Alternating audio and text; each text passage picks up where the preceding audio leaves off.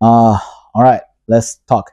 The price of gold always goes up in waves. Once a major upward trend like this is established, every single dip or crash is just the market sending a car back to pick you up.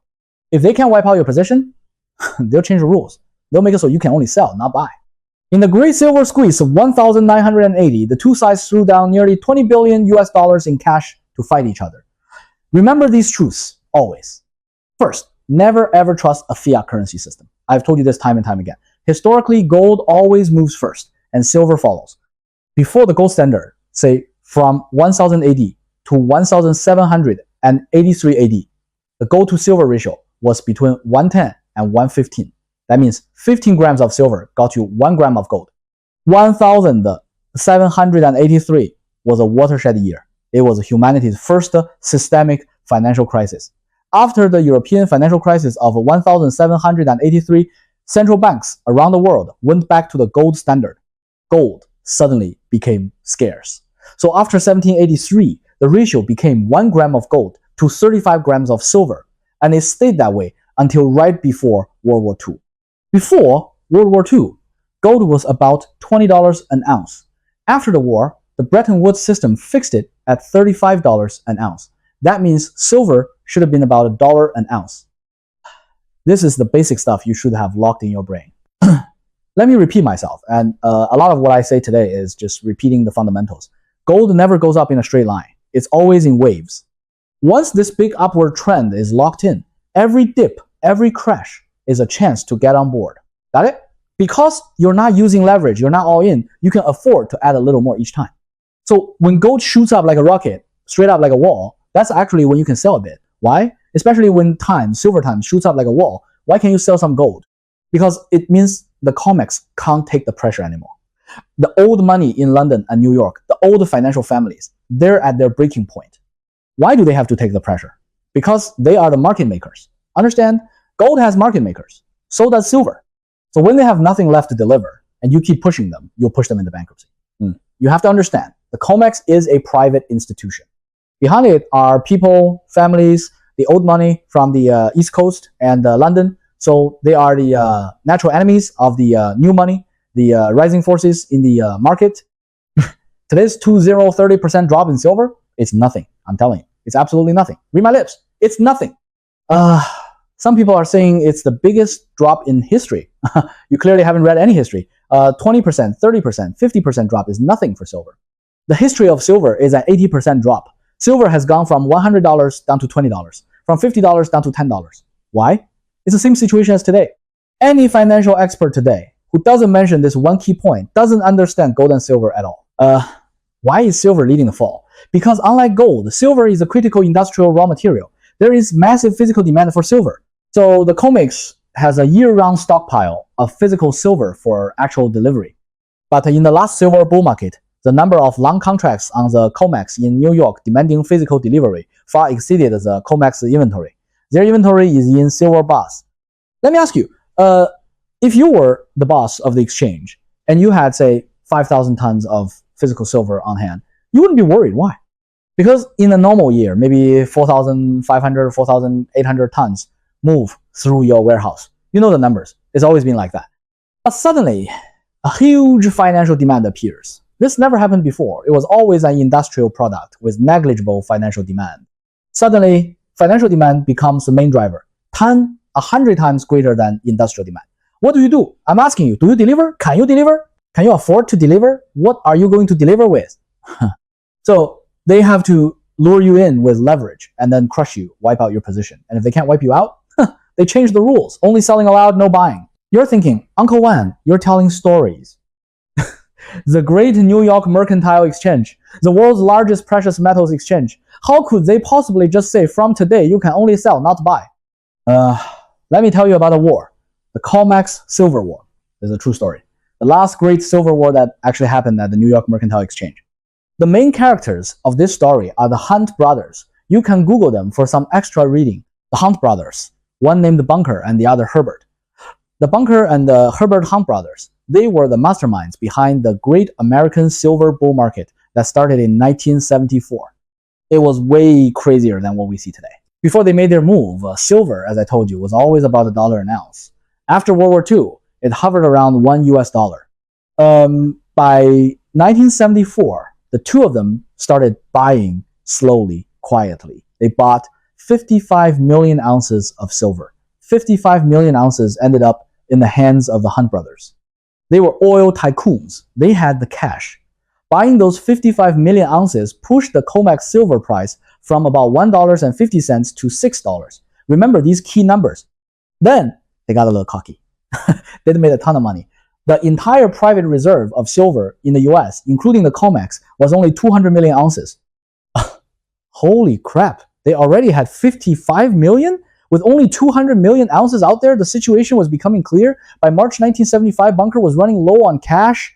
The short sellers started hammering the price of silver, just like today. Bunker had to keep meeting margin calls. They were using leverage too. That was a key reason for their downfall. He ran out of money. What to do? He flew to Tehran to meet with the Shah of Iran. But man proposes, God disposes. On the 25th of March 1975, the Shah was at a palace banquet and was shot and killed by his schizophrenic nephew. Just like that. A death as light as a feather. Well, that plan was dead. Bunker didn't know the new king, and the new king wasn't interested. So Bunker was out of options. Who did he turn to? The Philippines. The great Filipino dictator, Marcos. Not Marx, Marcos. The dictator of the Philippines, who came to power in a coup. He needed the money. Bunker said, don't worry, you don't need the cash. You give me your sugar cane plantations. In return, I'll give you 20 million ounces of silver. You take that silver to Saudi Arabia, and you can trade it directly for the oil and goods you desperately need. I'll take your sugar and refineries to the New York Exchange and make a fortune. It's a win-win. If this move had succeeded, his liquidity problem would have been solved instantly. He would have made silver a global currency for large-scale commodity trading. Before 1975, the US dollar was the currency for that. If he pulled this off, wouldn't silver become a currency too? Do you think they would let him do that? Think about it. Who controls the dollar? New York, obviously. The International Monetary Fund, IMF, saw this news and immediately contacted Marcos. The IMF gave the Philippines an ultimatum. If you go through with this, don't ever come to us for aid loans again. The Philippines, being a poor country, had a lot of loans from the IMF. So Marcos wasn't willing to trade a river for a bucket of water. President Marcos backed out of the deal. The Hunt brothers' financial chain was about to snap, just like today. The price of silver, which had just hit $6 or $7, plummeted to $4. See the similarity in the ratios? From $1.50 to $6, then down to $4. You rookies have never seen anything. Many people think the story ends there, but it doesn't. He wanted revenge.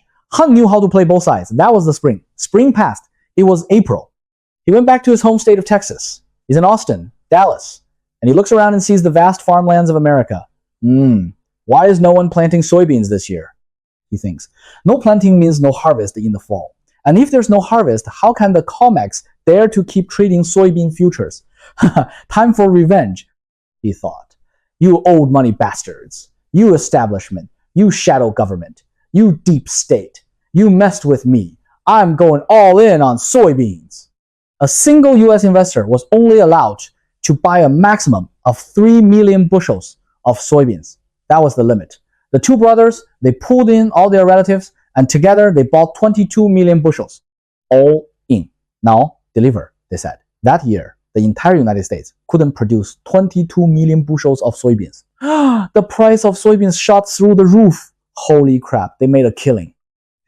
This is when the COMEX started playing dirty, just like with silver today. Once I finish this story, you'll understand that today's market is just the COMEX playing dirty again.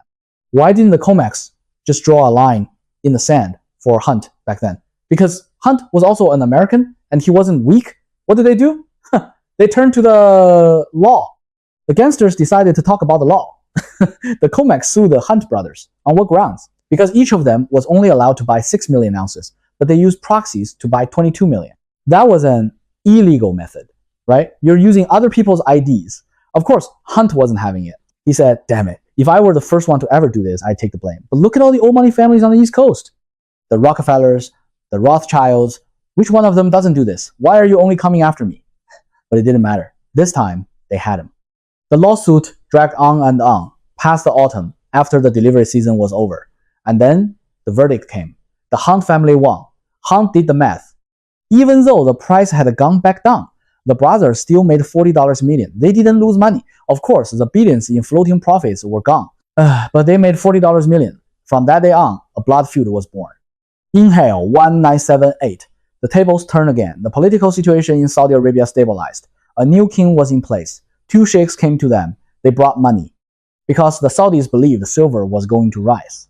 Let's do this together, they said.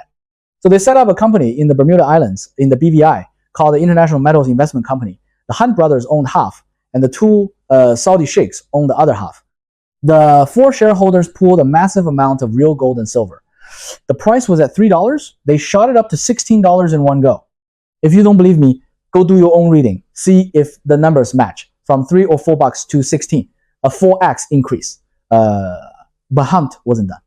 In the New York Exchange, the COMEX, he acquired 43 million ounces of silver. I told you before, he already had 55 million. Now he bought another 44 million. The price of silver in just a few months, just like today, shot past the $16 an ounce. All the financial syndicates in America went crazy. Everyone started buying. Holy crap, let's go, just like now.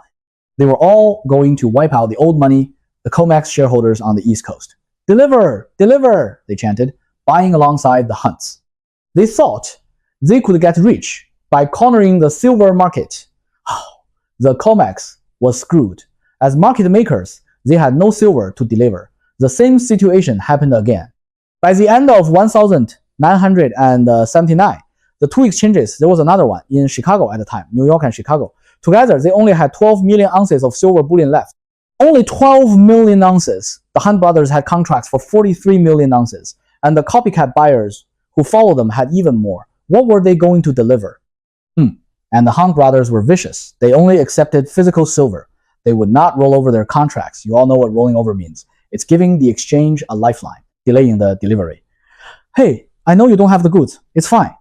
As long as you accept my price, the short sellers get wiped out.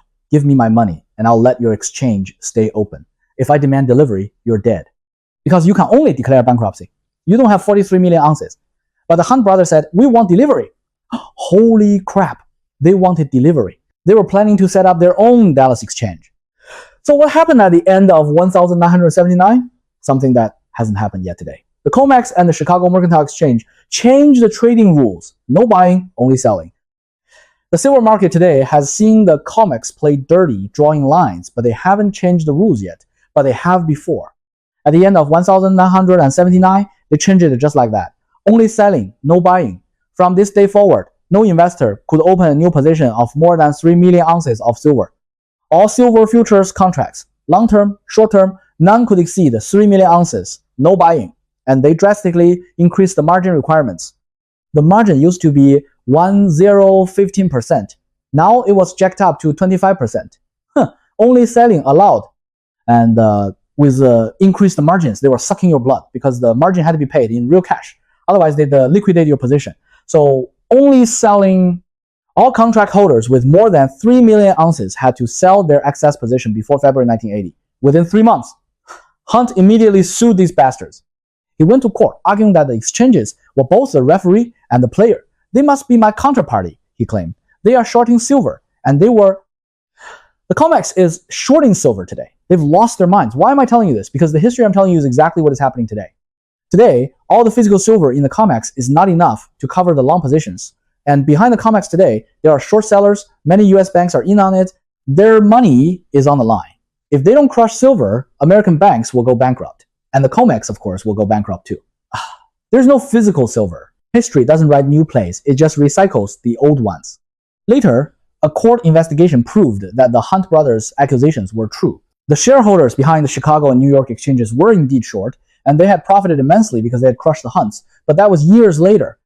The American legal system is slow. By the time they found out the truth years later, what good was it? Hunt was already dead and buried. Hunt said it directly in court. There isn't that much silver in the market. Otherwise, these people wouldn't be so shameless as to openly change the rules. The Hunt brothers didn't give up in December 1979. They continued to buy with their heir partners, kept adding to their position. You want to raise the margin? Fine, we'll give you cash. Keep opening positions. 3 million ounce limit. Fine, I'll open 2 million here, 2 million there. I'll just find more people. On the last day, the 31st of December 1979, silver closed at $35.05 an ounce. Insane, right? It went up from $4. That's almost a 10x increase in 2 years. Today's silver isn't even that crazy yet. That's why they don't need to change the rules yet. At this point, the Hunt brothers, through their joint venture company, had secretly amassed a position of 90 million ounces. And they personally held over 40 million ounces of physical silver stored in Switzerland, plus the 55 million they had before. That's 130 million ounces. And they had a contract demanding physical delivery of another 90 million ounces in March 1980. The whole world knew the Hunt brothers were going to win, because once March 1980 came, the US COMEX would have to give them 90 million ounces of silver bullion. Where the hell were they going to find it? They only had 12 million in total. So on the 17th of January 1980, after changing the rules in December, they changed them again. The maximum position for any single investor was now 10 million ounces. So the 90 million ounce position was void. You could only hold 10 million. Any position exceeding 10 million had to be forcibly liquidated within a month. The price had shot up to $50 an ounce. I said $35 before. Then it hit $50. That's a 1520x increase. The two brothers had a floating profit of $3.5 billion on paper. This was $3.5 billion in 1979 dollars. This forced the New York COMEX on the 21st of January 1980. Remember this date to halt all trading in silver. We're not playing anymore. Whew, holy crap. They just stopped. No buying, no selling. The price immediately dropped to $39, but it was still high.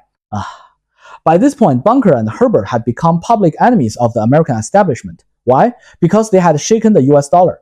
On March 14, President Reagan's appointee, Fed Chairman Paul Volcker, announced that the Fed would raise interest rates to strengthen the dollar. Sound familiar? When Trump appointed a hawkish Fed chair, what happened to silver and gold prices? The dollar had to be strengthened. If the dollar weakened, America would be finished. America is built on the hegemony of the dollar. So Volcker announced a rate hike. Now look at today. You think they can just raise rates today? With the US stock market this high? The Fed raises rates? The price of silver plummeted from $50 to $39, then to $21. Then they jacked up the margin requirements again. The Hunt brothers had to provide a certified check for $100 million to the exchange every single day as a margin call. Even if they were printing money like the Saudi oil fields, they couldn't sustain that. They ran all over Europe trying to get people to buy gold with them. But by March 25, after 2 months, 60 days, they had burned through $6 billion in cash. They couldn't hold on anymore. On that day, March 25, Bunker called Herbert and said just 4 words, "Let's give up." The rumors spread like wildfire through the New York exchange. The Hunt brothers were bankrupt. They couldn't make today's margin call of $135 million. By then, it had risen to $135 million a day.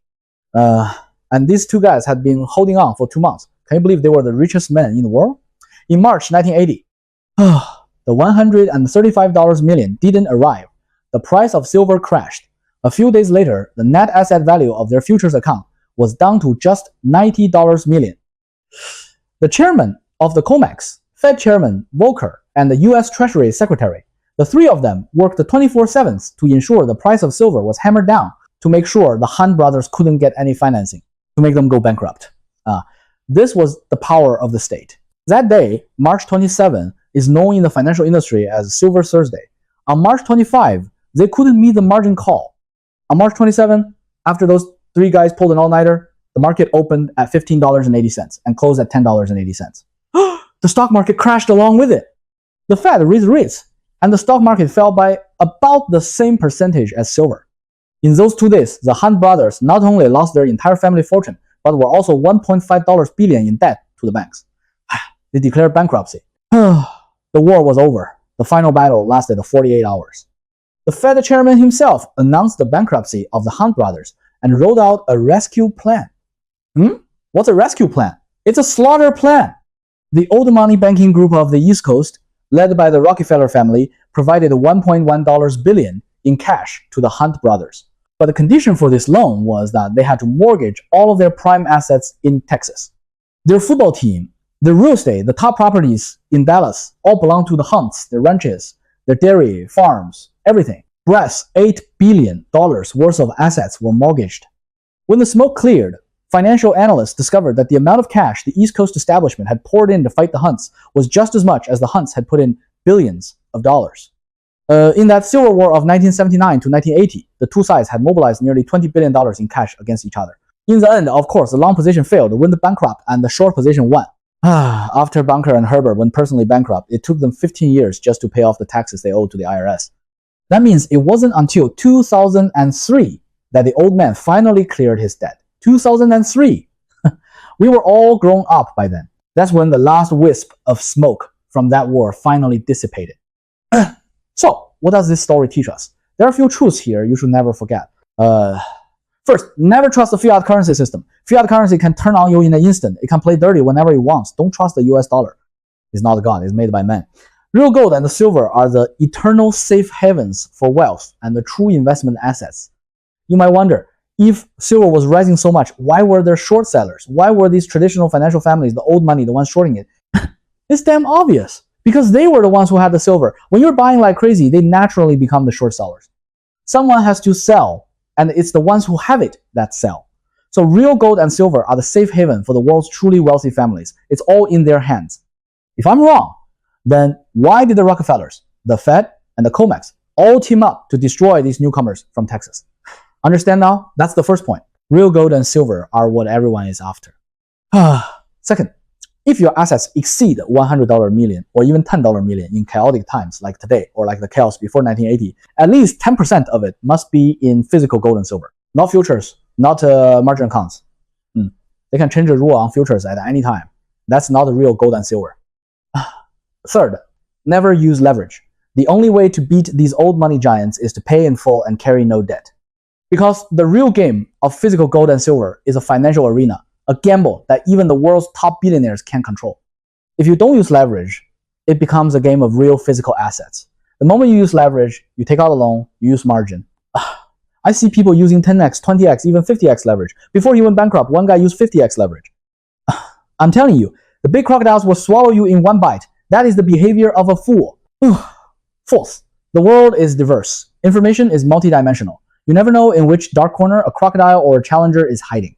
Wall Street and the deep state establishment, they don't know either. So don't be so quick to believe in them.